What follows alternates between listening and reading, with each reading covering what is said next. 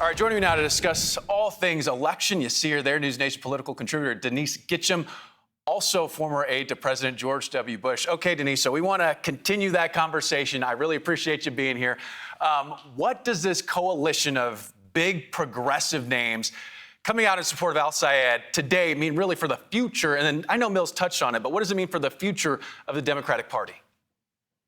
Well, if the Democrats haven't realized yet that the mainstream moderate Democrats haven't figured out that the DSA is actually after them before they come after any Republican, then they're delusional. Listen, we had this situation in the Republican Party where MAGA came in and destroyed all the Republicans that weren't on board and took over the party. If Democrats aren't aware that that's exactly what's happening with this DSA movement, then I don't know who can help them, honestly. It's just a situational awareness that they should have. Just mollifying that far left wing is not going to help them at all. And what I see is constant capitulation to a socialist ideology that doesn't represent the mainstream of Republicans, Democrats or Americans. All right, I'm going to follow up there. How do you see this primary race in Michigan going on August 4th, which honestly, August 4th is way closer than we think it is.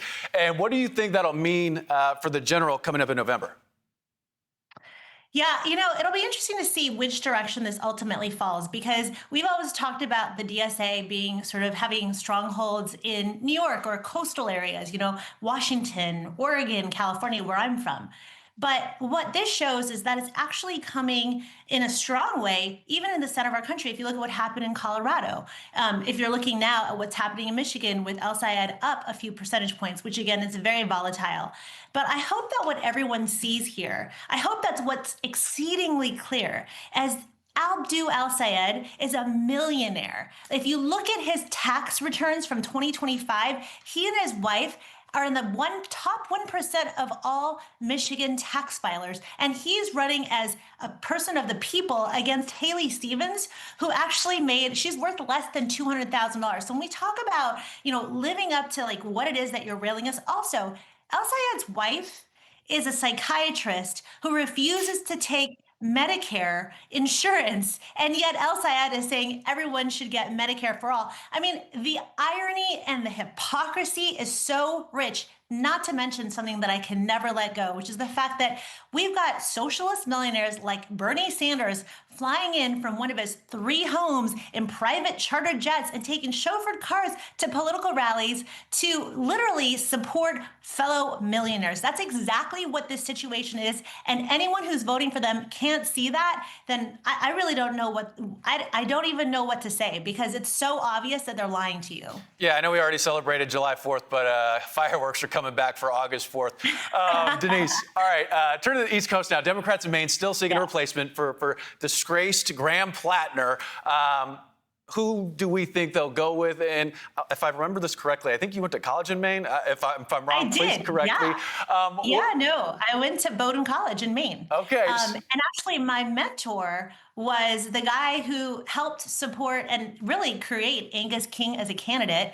It goes way back. He goes back to Susan Collins and also Olympia Snowe. In fact, Governor King, when he was governor of Maine, actually lived across the street from my college. So we had a lot of interactions with him. And I can tell you from living in Maine, and also I can tell you from the kinds of Congress members that they have right now, which were just elected in November of 2024, they're not a socialist state. Listen, I don't even think most people are socialists who think that they're socialist.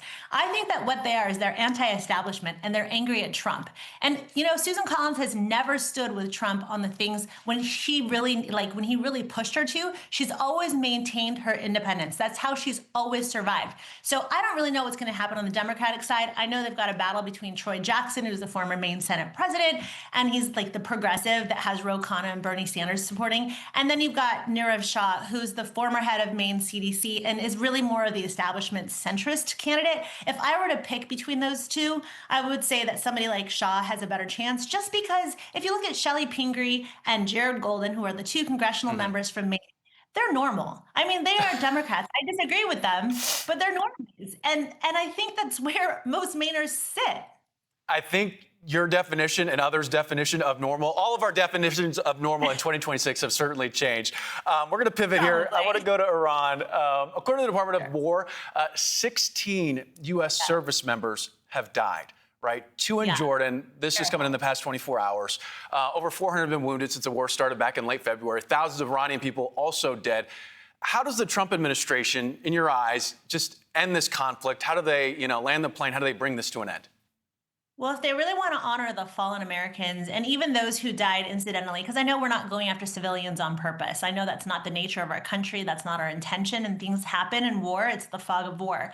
It doesn't excuse it, but it's always a tragedy when there are innocent lives lost. The only way to truly honor their sacrifice is to ensure that we get the job done. If we pull out now, then we have not done the job that we set out to do, which was to destroy, utterly destroy Iran's nuclear ambitions and to bury them deeply. What we have done is we've gotten rid of a lot of their military capacity, their navy. You've heard all the stats. I don't need to recount them, but we've done a lot to inflict a lot of damage on their ability to continue to wage war against us. I mean, it's been asymmetrical warfare for nearly 50 years. So if we don't finish the job and ensure that they never get a nuclear weapon, then that will be as dishonoring as anything as seeing more Americans die, to be honest.